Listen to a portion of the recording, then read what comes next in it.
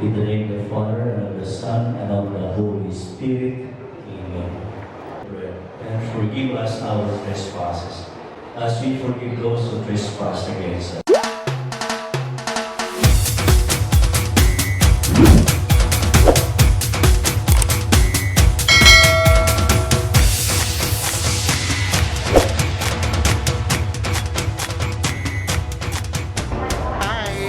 We welcome you to our Linea Cebuana collection. This is actually our support to local designers, local craftspeople, and artisans.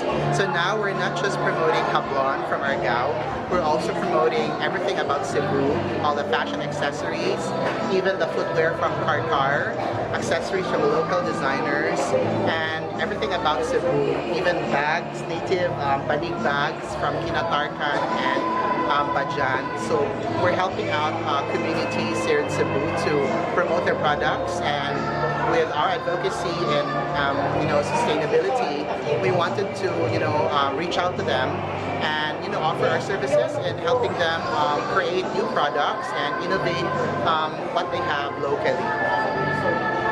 Okay.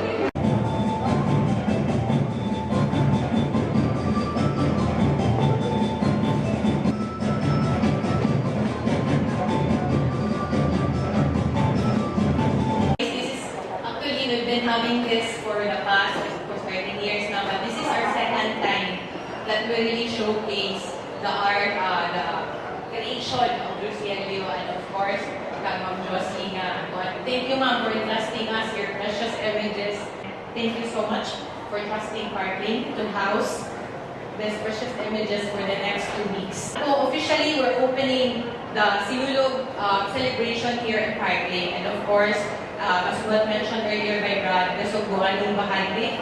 Of course, the treasures of Cebu, that's why we also include the Linea Cebuana of Dexter Alasas, who happens to be also our brand ambassador for the local fashion, because local is the new luxury, right? So let's get it go local, global local. So I'm really hoping, I'm so honored and proud that we really don't have the beautiful beautification. At the same time, we really have a lot of treasures that really is purely Cebuano. And of course, we're just truly blessed because we have this identity. One.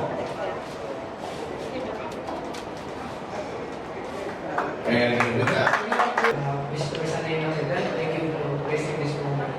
So, thank you to the management of Parklane International Hotel, especially once again, in behalf of Cebu Parklane International Hotel, again, a hotel in Cebu that stands for Cebu. We're very strong on our branding. So if you see, all our efforts are headed towards that. So we're always trying to strengthen and stabilize and promote being Cebuano, and being proud of being Cebuano.